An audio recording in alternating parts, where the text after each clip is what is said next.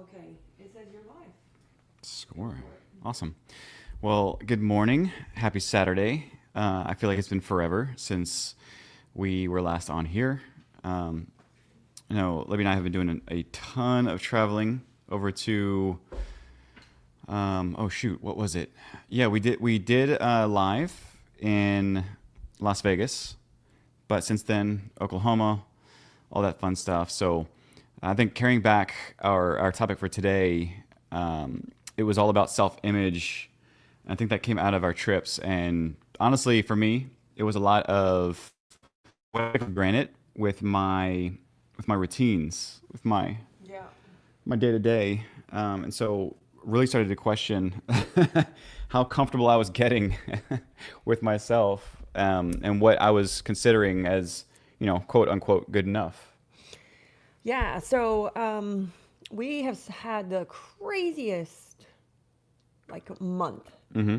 Probably traveling. I had to go to Oklahoma for a family thing, came back. We had a cruise, we had a conference, and then we had Thanksgiving. And I had said, oh my gosh, I am done traveling forever. It's fun, but it's also a huge disruption in your life, in your business, with your kids. And it's really, and I know this, it's really, really hard to stay consistent when you're traveling. And so for me, at least for 2025, I kind of have an affirmation of less travel, no more traveling. Mm-hmm. I have a few things that I have on my calendar, but for travel, I think for 2025, I mean, I'm focusing on it's got to be fun and relaxing. So yeah, I mean, it interrupted so much of for me personally, like Yeah. my workflow. Oh my goodness. Yeah. My workflow. Our employees didn't see as much of me, whether it's the remote company or the cleaning company. And I stayed true to certain routines and I stayed true to eating. I have not fallen off that wagon because, last year I traveled for 21 days straight. Yep. No, that was 2 years ago. And I didn't fall off the wagon with eating, but I do have to admit I fell off the wagon with exercising. Yeah, that was a big one for me. And so it's really, that it really, really is a disruption in our life. As much fun as it is, as much as we love seeing people, I'm ready to stay home. Yeah. Yeah. For me, definitely the travel.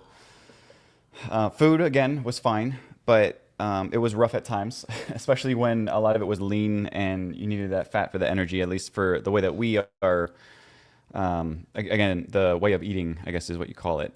But for me, it was exercise. I had good intentions, but fell horribly on that. Usually, I do a lot of calisthenics, where I just use kind of like resistance and body and whatnot to exercise, but it never really was convenient. And in traveling, I would at least do, let's say, 30 push-ups on the floor, but everywhere was carpet, and Everywhere was dirty. I'm not gonna do push-ups in a Las Vegas casino or a casino in Oklahoma, doing push-ups on the carpet, because I think that's just not right. Yeah, everywhere was dirty. But so I want to start talking about, the topic that we mentioned, are you comfortable? Where does that sound? Are you waiting? My question is for everybody listening and watching is, are you waiting for 2025 to make your affirmations, your New Year's resolutions, your goals, or are you starting today? Yeah. Like, we keep waiting and waiting and waiting. And oh, what's that saying? Oh, on Monday, I'll start my diet. Remember, I used to say Yeah. that all the time, on Monday, on Monday. Yeah. But I think as the year gets closer to the end, and I catch myself doing this too. I'm like, oh, I'll wait till the new year. Oh, I'll wait till the new year. Right. We're getting ready to launch another business. And I'm like, we're going to wait till the new year. And I was like, no, like, we're going to do it right now. Went to the attorney's office yesterday to get some stuff ready. But I'm like, why do we keep doing that? It's the micro habits, the micro changes that Yeah. lead to that macro. Yeah. So we're not waiting. We actually next weekend Super excited.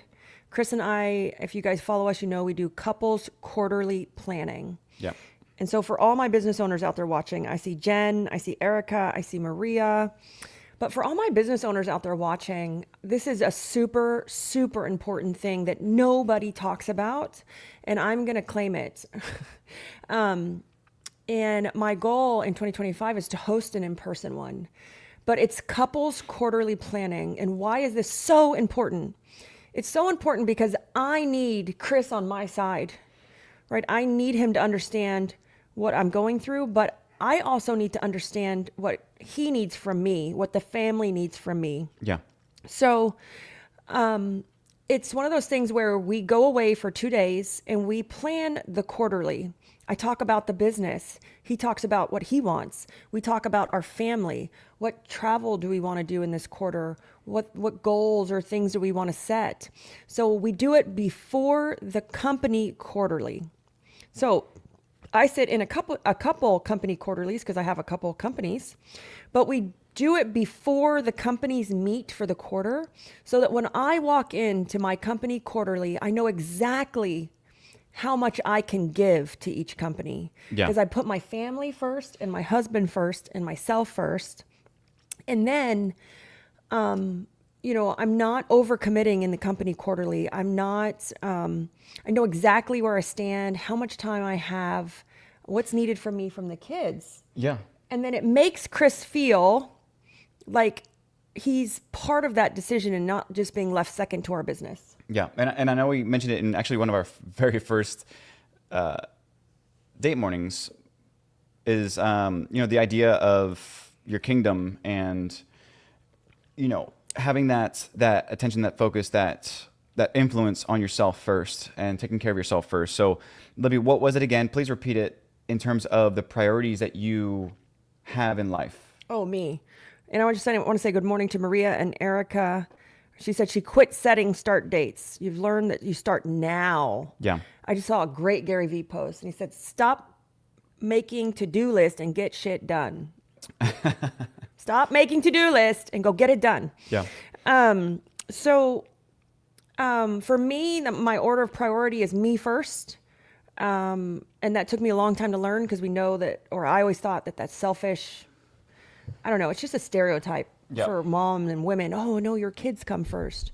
Well, let me tell you what, these kids grow up and leave. I have a 26-year-old. He grew up and left. Mm-hmm. And I put him first for many years. And I learned that lesson. And so I wasn't the best mom I could be because I wasn't healthy, probably physically, mentally, nutritional health, like even the food I was eating, I wasn't healthy. Yeah. So I put me first. I put my husband, my relationship next, right? Then my kids, and then my business. So for me, it's me, my marriage, my children. My family comes in there with my children, like my mom and my dad and my sister and my brother, and then my business comes next. Mm-hmm. Because we cannot be great owners, leaders, managers, and this is not even for owners. You can't be a great manager if you're pouring from an empty cup. Yeah. Like you're an empty vessel inside. You can't. How do you expect people like follow you to the ends of the earth when you're just a miserable, disorganized, confused, insecure owner or manager? Yeah.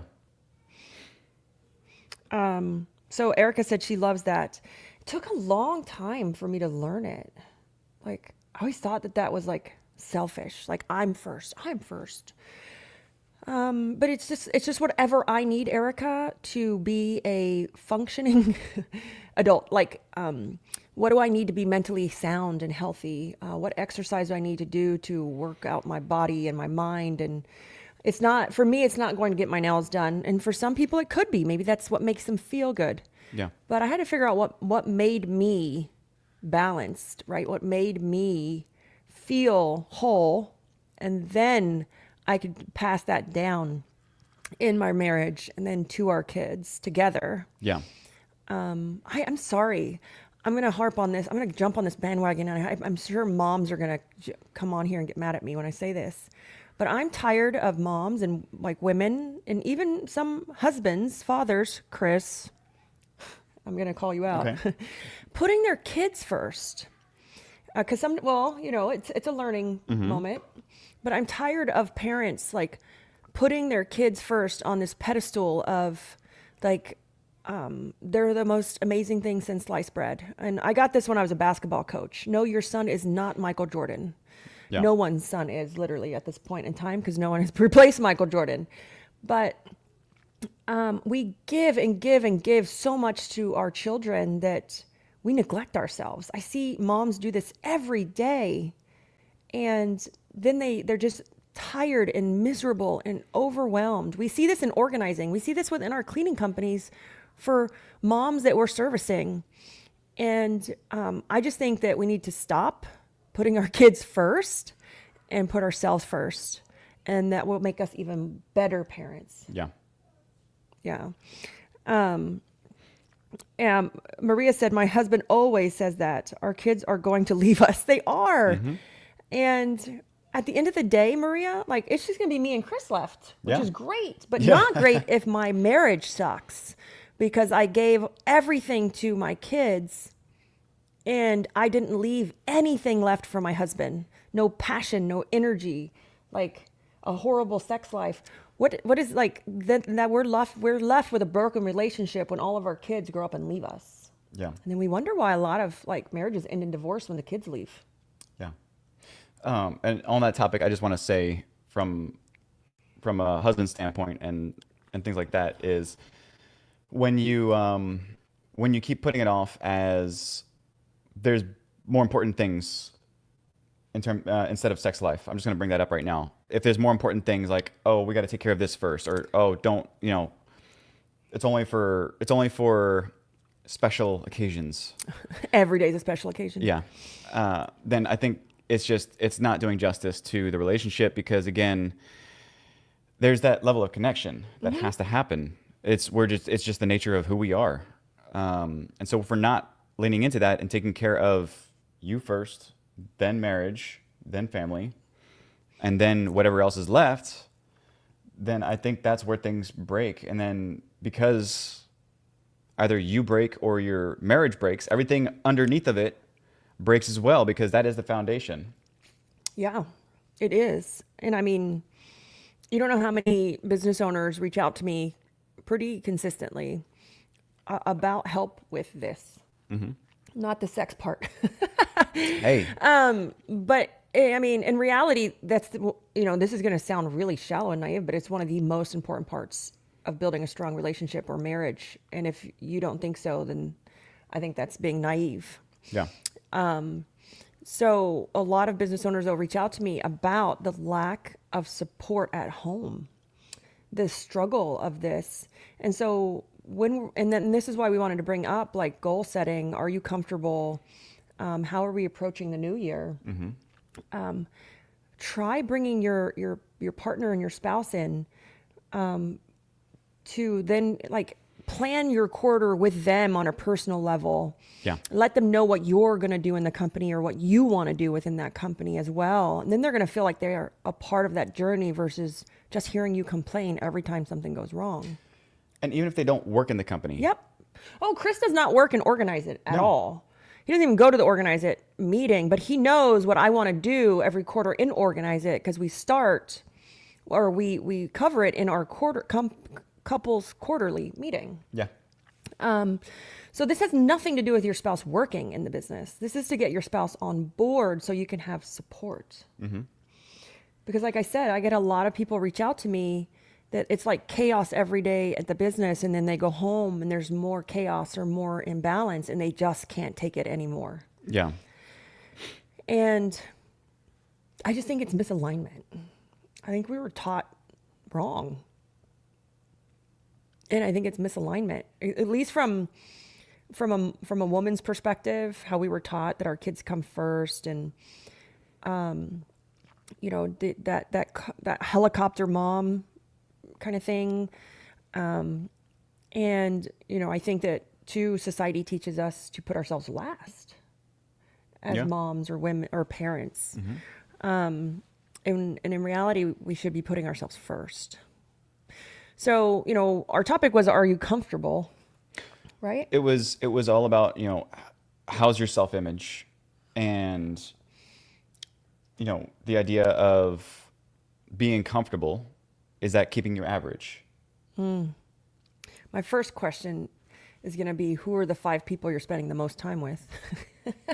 Because you're the average of the 5 people. And I would even dig a little deeper there, and because there's going to be some people that say, oh well, I don't hang out with anybody, I'm always, I'm focused on my work. Oh, but social media counts. Yeah. So I would say that who is a part of your invisible council? Who is it that, even if you don't spend time with them, even if you don't, do anything with them, who is it that is on top of mind, influencing your perspective? Yeah. And I don't think anyone talks about this that much, but the average of the 5 people you spend the most time with, we think about in person. But you know how many people I hear say, "Oh, I have to get off Facebook. It's super negative right now. I Oh, just saw a like, why is post earlier. Facebook negative? Oh, I'm taking a break." No, I want you to think about this. It has to do, it's interest based, right? It's social based. You're attracting that. Those are your friends, or those are the feeds you're looking at. So they keep putting it in your feed. Yeah. My Facebook is freaking amazing. I love everybody in it. It's great. It's positive, because if it's not, it gets unfollowed, put to sleep, snoozed, unfriended. And so you have to think about this with the new way we live. It's also social media. It's who are those 5 people in your feed the most? So I'm going to say this, and I'd love to hear some feedback, but if you're feeling that social media, or it's doom and gloom wherever you are, think to yourself, yeah, like, what are you putting out? Yeah. Like, look in the mirror, look back at yourself. Am I putting out something that I shouldn't be? Yeah. And Chris doesn't mean like, what are you literally putting out as in a post? No. It's like, what are you manifesting? What are you putting out? What are you searching? Because that's going to pop back up in your feed. Right. Or what kind of things are you reading? Or what kind of things are you clicking on? What are you putting out into the world? Whether it's a thought, a manifestation, or a mindset. Because there's some kind of, I will say this, there's probably, if you feel that feeling or that perception of social media in some way, then there's a mental bias that you have that you need to look back into. Same thing with me, is I have to self-check myself sometimes.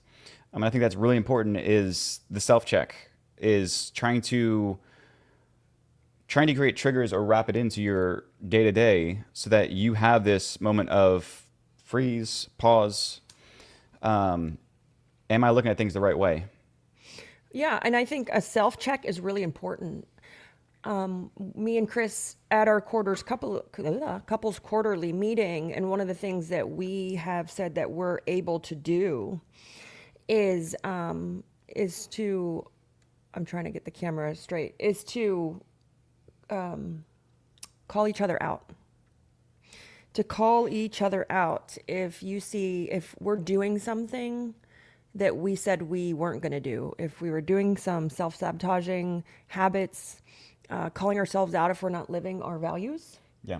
Call us out. And we have our values each documented. So it'd be like your business core values, but me and Chris have our own personal core values. And then between those 2 groups of core values, we have a family set of core values. And then we call our kids out if they're not living those values. But I think we don't do enough of a self-check, because we can go off the deep end sometimes. Yeah. I had a business owner, this person was going through some really, really hard times, and they let their emotions get to them. And the way that they were reacting was totally emotion based. And they came back and apologized to me. And I thought that was really, really big of them. They called themselves out. They did a self-check. They were like, "Oh my God, I'm so sorry. I don't know why I acted that way. But I need to apologize to you because I'm doing a self-check," she said. Okay. And I thought like, man, how grown up, like how noble of her to call herself out and Yeah. do a self check. That's a hard thing to do. It is. And I mean, I have a level of respect for this person now, like just for doing that. Yeah. I mean, that's hard to swallow your pride and say, hey, I was wrong and I apologize. But going back to self check, we used to self check our friends and our family, but I think we're not self checking this thing very often. Like, Yeah. who are we following? What's on here? Who's in front of us? Who are we watching? Because I'll be honest, me and Chris don't hang around anybody. And who are we allowing to be in front of us? Yeah, Most we important. don't. Well, we do hang around a lot of Yeah. people when we travel and stuff, but at home we don't really hang around that many people. We have very, very boring lives where we like to work a lot. But you got to self-check this phone and organize it. We're going to start it back up. Last year I did a mental housekeeping series. Mental housekeeping. What does your mental status look like when it comes to your like digital life, your phone, the clutter in your computer, the clutter on social media, the Facebook groups you're in? This is the new clutter. This is the new thing that's bringing us down in society, right? That mental housekeeping self-check to keep your world positive. Yeah. Yeah. Or we have Susie on here and Teresa and Tammy. You guys are all on here. Thanks for jumping on. We were talking about, what was the topic we were talking about, Chris? Oh gosh, it was, well, we just talked about self-check, but it was, How's your self-image? yeah, your self-image, and, are we, I guess the idea of good enough, is that keeping us average? Is it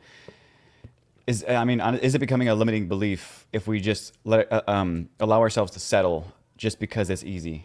Can I ask you a question? Yeah. What do you mean by self-image? Like what I think of myself? Yes. Because I think there's inherently something that happens, it's subconscious, where our self-image, how we see ourselves subconsciously, has us, we lean into doing things without even knowing it. Like the whole idea came up with being inside of a casino, and we're looking around, and most of the people there are wearing flip-flops And pajamas. and they got little hair caps and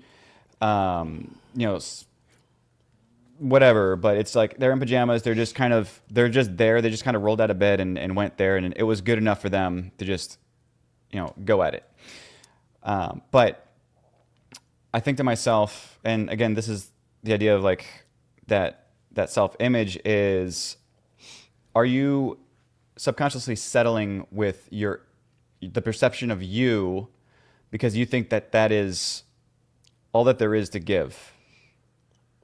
I would say, for me personally, prior to like 3 years ago, yeah, I settled a lot. I just thought that, hey, I was a mom in my 40s. I should be overweight. Like, hey, Maria's going to laugh at me. Hey, I'm a Latin woman. I'm supposed to have a belly. That's okay. All Latin women do, because I'm half Mexican and half Native American. And I just kind of like settled for certain things, like, oh, it's okay. I'm supposed to be tired. Like, I have a new baby. And that's when not a new baby, but a toddler, because that was 3 years ago. Yaya would have been 3. And so it's one of those things that I did this. I was so guilty, and it helped me like not live to my full potential. Yeah. Because I was just kind of like, oh yeah, that's what everybody else does. That's how it's supposed to be. And my goal is, and I need to get back on the wagon because I fell off, was to have abs by 45. So I turned 45 at the end of February, everybody. Abs by 45, and you're also in progress of Mission Build a Butt. I am in Mission Build a Butt, but I want abs now faster.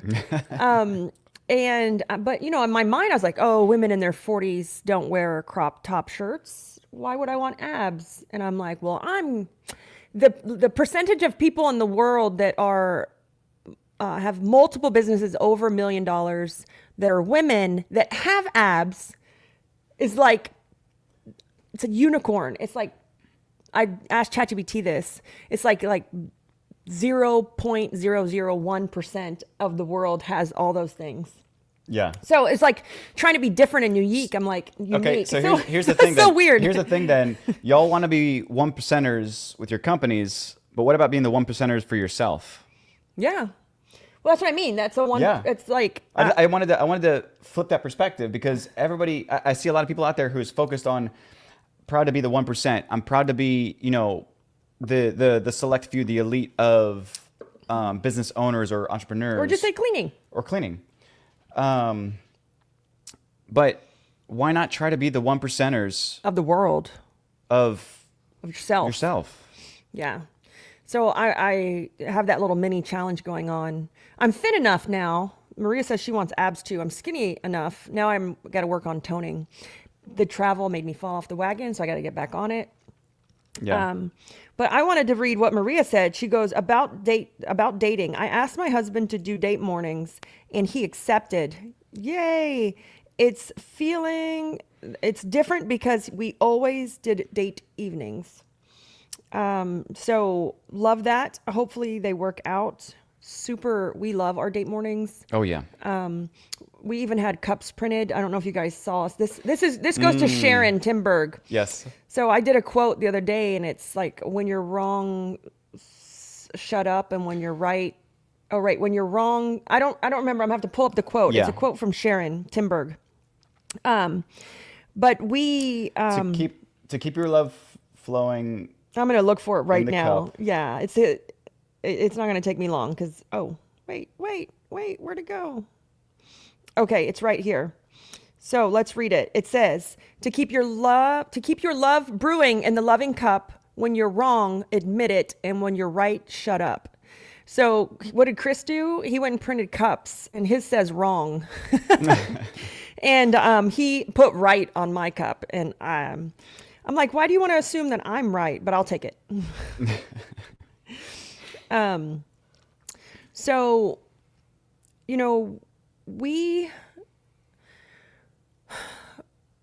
it's so interesting with the whole, just, being that one, this whole journey, like being the 1%, the date mornings. Are you comfortable? I want you to look at who are the 5 people you're following on social media. Who are your 5 friends? Yeah. Are they pushing you? Here's my question to everybody, and this is something that I've just realized that I need in my life.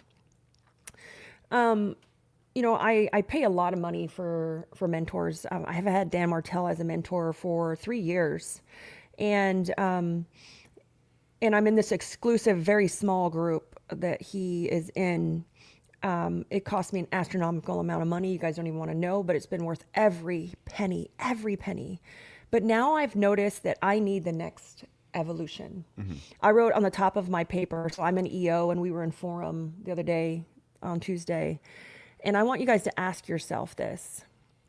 I wrote at the top of my paper because as we're like sharing our 5% and our reflections, I wrote, I need someone to push me. Yeah. I'm missing that, as much as I love Dan and I'm still in that group and I don't plan to go anywhere. He's not pushing me anymore. Yeah. Because I'm like, okay, it's the next thing. And I need someone in my life to push me because for us naturally, we can get comfortable, mm-hmm. right? We can get comfortable. We lose sight of perspective. For my business owners, we get shiny object syndrome. And I do really, really well when I'm put in a room with someone who makes me so uncomfortable. So uncomfortable. Dan used to, like, if you asked a question, he would call you on your crap. He would ask you to open your laptop, show him exactly what you're talking about. He would grill you, ask 12 different questions. Oh my God. One. And so I need the next level of that. Yeah. Because I know I have even more inside me. And I'm like, I just come to that affirmation on Tuesday. But I want to ask you guys, do you have that person in your life right now that challenges you so much that you're scared to even raise your hand and ask the question? We would raise our, even in boardroom with Dan, it was funny because one of the members is like, man, I knew that he was going to do that to me, but I asked the question on purpose because I needed to be called out. Yeah. I needed to be called out. And it's interesting that, we need those things. And I need that. So for 2025, I'm looking for the next, we're staying in boardroom. Chris is in SaaS Academy, which is his software group. And then I'm in the exclusive, it's a small group of business owners. And we have our boardroom then you have monthlies as well. So every member of our team at Woot Recruit gets to meet with Dan's leadership team every month. So like our sales team meets with his sales team. Marketing team meets with his marketing team. So the authors of their new book.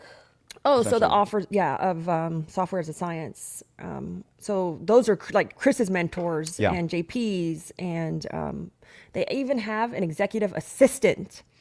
So Dan's executive assistant is meeting with my executive assistant, and everyone in the they call them wisdom circles. Yeah. So it's like I said, we pay a lot of money, but it's worth it because when your leadership team is excited to go to training, Oh my goodness. it's worth every penny. Yeah. But that's my question. Like I see Samaria, hey, and Tammy's still here, and Lindsay, Teresa, always one of our best followers. Do you have somebody right now that's pushing you so hard that it scares you? Yeah. Like, I've had people come up to me in CBF. If you guys don't know what CBF, it's Debbie's amazing cleaning business group. And they're like, I want to hire you as a coach, but you scared the bejesus out of me. To me. And I'm like, great, then I'm doing my job. It's like, great, then I'm doing my job. But do you have that in you right now? Do you have that in your life? Do you lack that? And I think as business owners, we need that. And it's okay to stay in some of these groups, but we do evolve out of it because we mature. Like, we mature past the level of it pushing us to the next level. And then I think what happens is you get complacent because it's just kind of there. Like the level that you're at is just kind of there. Can I tell you what happens? And I know this for a fact. It's guilt. I love, like, let's just say boardroom. Like, I don't want to leave. Right. Like, I love CBF. I don't want to leave. Right. It's guilt. I love my friends I've made in there, but I need the next level. Yeah. So And then for some people, it's stacking. It's stacking. So you can stack, but then I find I'm in like 15 groups and I'm like, well, crap. I'm in too many groups now. Yeah. And so you have to make those hard decisions. And there are reasons why we stay in certain groups. Like, I love CBF. I'm not leaving because it gives me my industry insight. It gives me connection to cleaning and what's currently happening and great ideas. And so, like I told Chris, I'm going to stay there for as long as I own my cleaning business. Yeah. SaaS, I almost thought about leaving boardroom because I was like, I need the next level. But then I'm like, man, it's keeping me relevant in the software industry, what's happening. And then we have our friends that we've made. And like, I feel guilty and indebted to like Dan or Debbie. Yeah. And then you're like, I can't leave, but then I need something else. Yeah. Yeah. And I didn't want to forget one thing I wanted to mention, and it kind of goes along with what you were saying, and you've said it before, which is finding a mentor for each aspect of your life. And I want to go back to the idea of the average of the 5 people. Yeah. Oh, this is your coffee. It is my I'm coffee. not wrong. Hold on. But it goes back to the idea of the average of the 5 people, along with, again, mentors for specific areas in your life, is don't just think of that rule of you are the average of the 5 people you associate with the most. It's segmented out into who you fixate, how you fixate towards certain aspects of each part of your life. So if you bucketed out your life, instead of just one lump sum, to bucket it out into family life, you bucket it out into marriage, you bucket it out into business, you bucket it out into personal. And then you look now at the influences or what you gravitate towards, who you fixate towards for each aspect, each bucket, because the people that let's just say that you lock in, you're like, you know what, I've got a great group of people around me that I'm associating with. It's fantastic. It's business. But the problem is that, is it the same 5 people? Is it that level for your marriage? Is what you're fixating on or what you're paying attention to for your marriage, I want to say like the 1%, the highest 5, the thing that's going to keep you improving or growing with your marriage, your relationship. And I would venture to say that sometimes entrepreneurs don't have the best luck with relationships, because sometimes it goes a little bit too deep too fast and attention gets away from the relationships. And so I want to make sure that there's a self-check there with making sure that you also focus on the 5 for relationships, you focus on the 5 personally in terms of personal growth, you focus on the 5 for family, and see where you stand in ranking yourself. Yeah, and I have to honestly give credit to Dan. It's a software group. And so in the SaaS Academy, in the regular level, right, it's mainly software. You get into boardroom and it has nothing to do with business. Yeah. It all has turned into, hey, like, always self-checking, like, how's your marriage? How's your personal life? Are you eating right? Exercising? The last boardroom, it was all about, we had a fitness coach, we had a spiritual coach, we had like, how do you talk and communicate? And it had nothing to do with running a business. Yeah. So I have to give Dan credit, because he really, really instilled that into us in the first couple years. Mm-hmm. And we were fortunate enough that when we joined SaaS Academy, he was very involved in SaaS Academy. And he's exploded. So now he's just really interacting with boardroom. And I'm sure he'll leave that altogether soon as well, because he is pursuing his next mountain. Yes. Which, I respect and understand. But here's what I want everyone to think about is you have to have a balanced life. So we may be like in a group and that helps us with our business, but what are you doing spirituality? What are you doing for marriage? What are you doing for health? What are you doing for like your mental capacity? I want to give you an example. Austin, he over the summer really wanted to get in, like go deep into basketball, and we hired a nutritionist, a speed coach, a mental coach, and he had an agility coach, and then his regular coach. He had 5 coaches, this kid. 5 coaches. We picked him up from the airport. He stayed home all of June by himself because he wanted to play basketball and we wanted to travel.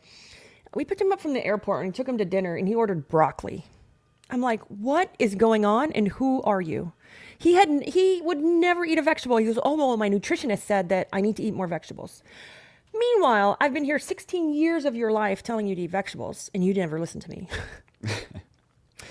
And so he really got a sound understanding of the game himself, his mental capacity, because he covered all 5 buckets of the game instead of just saying, oh, I have a high school coach, we're good. Right. Because we know that to be great at basketball, just like to be great at business, I have to be healthy. I have to have agility. I have to be mentally sound, right?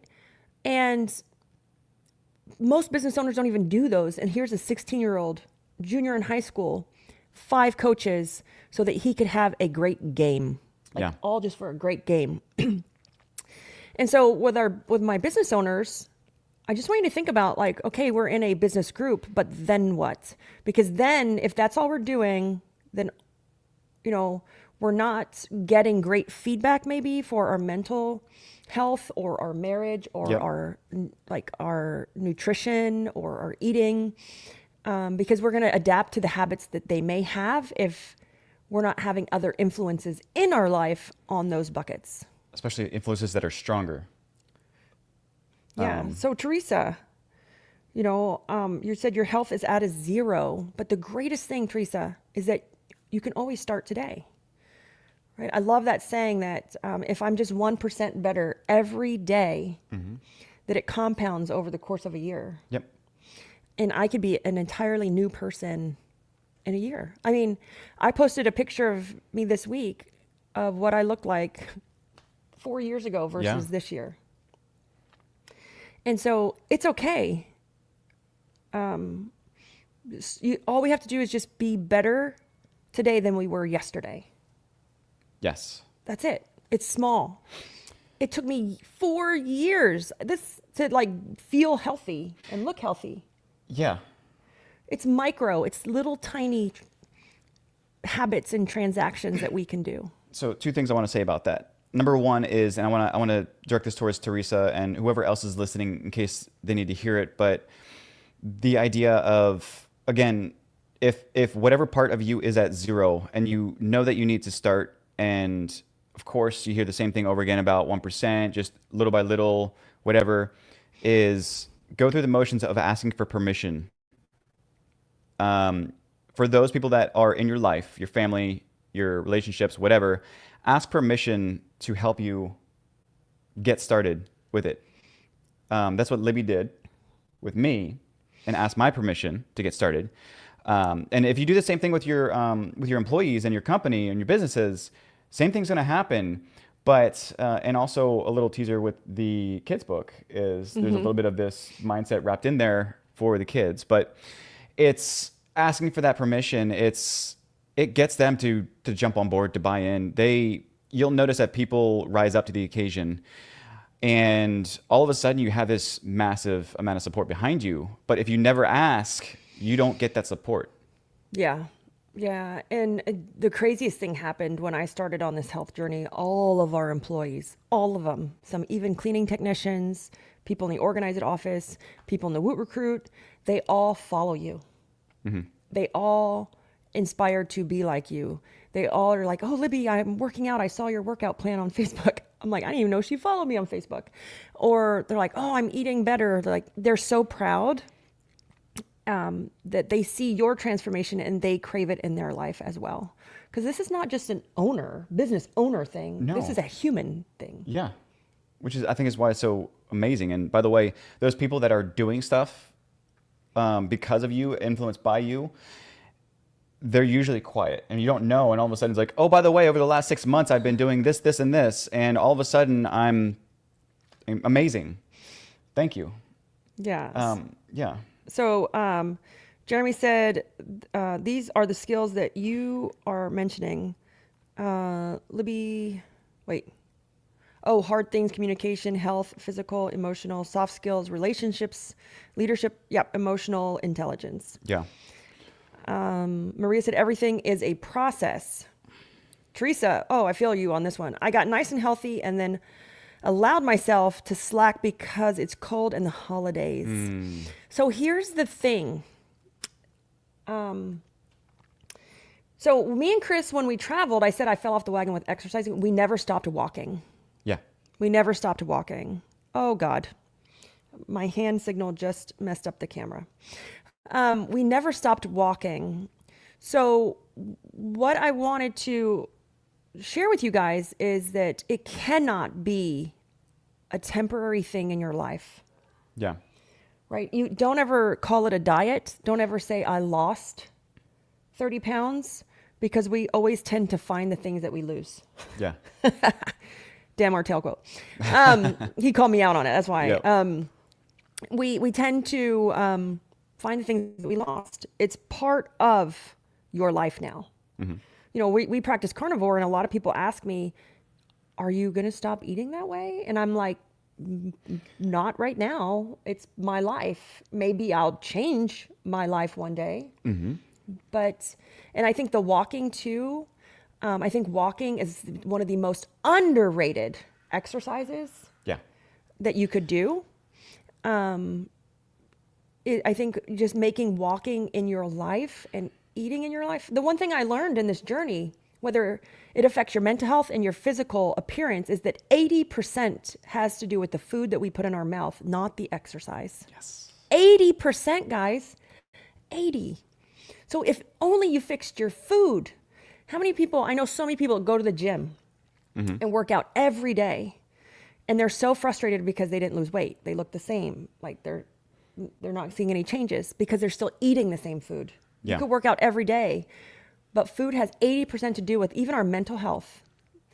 Well, I don't think it has 80% to do with our mental health, but food has 80% to do with our physical appearance. Yeah.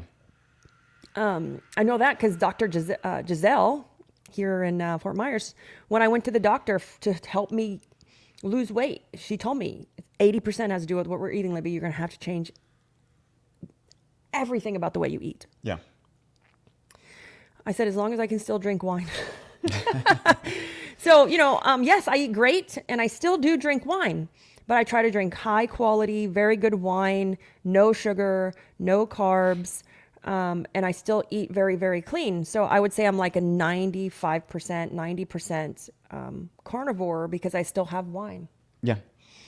And I want to go back to, because I said that there's two different points that I was going to bring up. One was for Teresa, which was just about asking for permission to help others rise up to the occasion and support you because you're going to need it.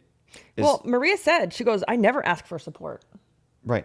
Yeah. It's tough too. I'm sure as a mother, it's hard because you have to be strong. I get that. I've also had to learn as well because I had some insecurities with myself being young, and I thought that asking for help made me seem like, again, a baby, a kid, whatever. And so I was always extremely insecure and never asked for help because of that. But now leaning into it, it's so much better. But the second point that I wanted to bring in with that was, again, the framework that I use is having unbreakable truths. These are things in my life that are so absolute and they're so absolute and they're so easy that breaking them seems stupid. And I want to keep repeating and giving those examples again. So like with health or fitness or whatever, I know it sounds silly, but I have I want to say it's literally a 3-minute workout, 3 times a day. This is me. 3-minute workout 3 times a day. And I have alarms set for each one. And the alarm is get sexy. And I keep saying this jokingly because I'm anchoring it to the goal or the result, the output, which it is. And I want to make sure that number one is that I honestly, it might sound facetious or whatever. I don't know. But I want Libby to be like, wow, as a husband. Wow. That's my husband. Yeah. So there like, is, wow, that's no. your husband. So there's ego. There's ego attached to everything. But everything. Why do you think we like the sound of our own names? Yeah. Yeah. Oh yeah, exactly. Yeah. Mm-hmm. But again, anchoring it to the thing that you desire the most or the outcome, not the thing itself, like set an alarm for work out for 3 minutes. It's even deeper than that. It's the feeling, anchor it to the feeling that's absolute. That's if you didn't do it because it's so easy and the want is there, then you feel bad. You feel dumb for not doing it. Yeah, and Chris does these micro exercises, guys. So if you want to exercise and you feel like you don't have enough time or micro exercising is huge right now. I learned about it when I ran a marathon because I didn't have enough time to train for a marathon. So I had to do it in sections or pieces throughout the day because I didn't have enough time to do it all like just in the morning. Yeah. So when I was training for the marathon, they talk about like doing micro, runs throughout the day, in morning, afternoon, evening, and then it compounds and helps you prepare for that marathon. So Chris does micro exercising where it's like 3-minute workouts a day. I'm not joking. No. I do 3-minute workouts with 30 reps for each thing. We can talk about that later if you're interested. Well, if you're interested, you should join our The Higher Profit Tribe. the Higher Profit Tribe. We talk about life in that. It's one of our Facebook groups. It's, if you have questions, Chris will drop the link in the chat, but we get a little bit more in depth with like food and our journey on eating and exercising and just mental health. Because some people don't want to hear that. So we have a group just for that. It's to live a higher, profitable life, because profit to us is an abundance of something, no matter if it's an abundance of money, love, relationships. It doesn't matter. Yeah. So, he does these micro workouts, and the research shows that there actually can be more effective than like working out for an hour. Yeah. So it's really interesting. And he keeps a kettlebell like at his desk and just does them right at the desk. Like there's literally no Yeah. excuses from the way he's framed his life. I'll have to drop it in later because I can't find the actual, if I post it here, I don't know if Oh, it'll I think you stick. can just well, I don't think it'll do it while it's live. Okay. Anyway, what I was gonna say to that is, again, to Teresa's point, in at least trying to find a way to get started or not feeling, it's that barrier between getting started. It's the hardest part. It's that, I forgot what it's called, but law of inertia. It's getting started is the hardest part. Unbreakable truths. We talked about the exercise, the 3-minute workouts, the micro workouts. I also have another, again, 5 p.m. every single day. I have an alarm set. It's not to stop working because that is, again, it's not the outcome that I want. It's just, it doesn't really get me in a feel good moment or get me to take action. But that unbreakable truth for me is at 5 p.m., my alarm goes off and it says, be a great husband and father. To me, that is first and foremost the most important thing. And that is an instant reminder that if I don't stop, again, I'm stupid for not stopping. So there's things like these that you can think through it, find out what that outcome, that anchor is that you're looking for, searching for, and make something so easy that it's undeniable and unbreakable in your day-to-day.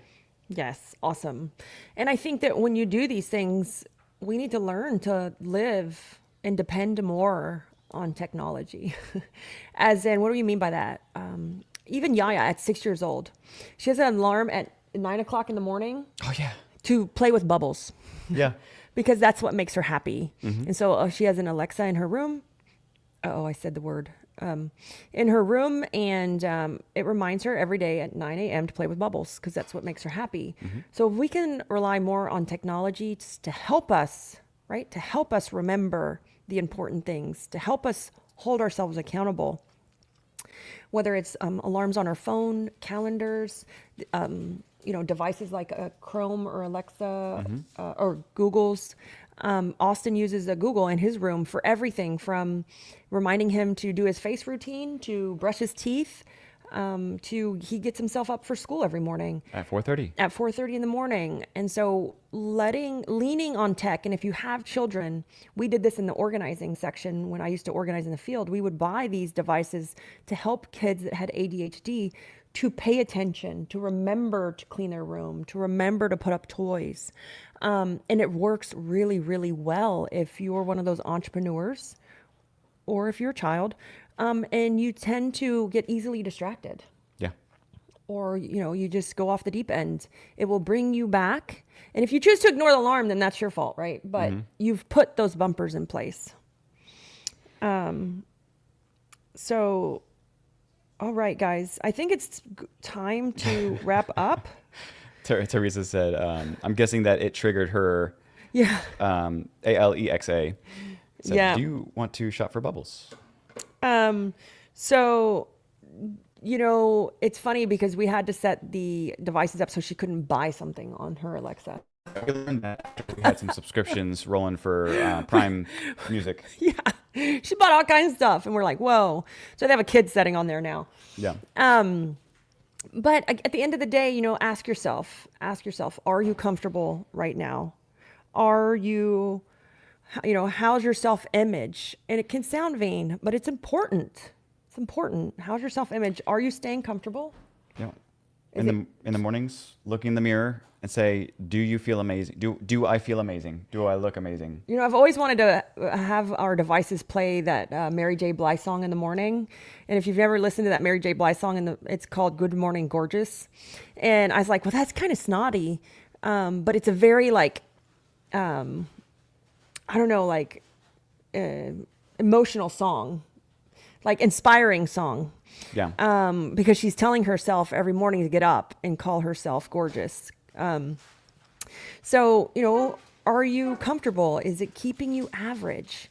And then my question to all of my business owners, do you have that thing in your life right now pushing you so hard it scares the bejesus out of you? You don't even want to ask a question sometimes, but you do because you know they're going to call you out. Yeah.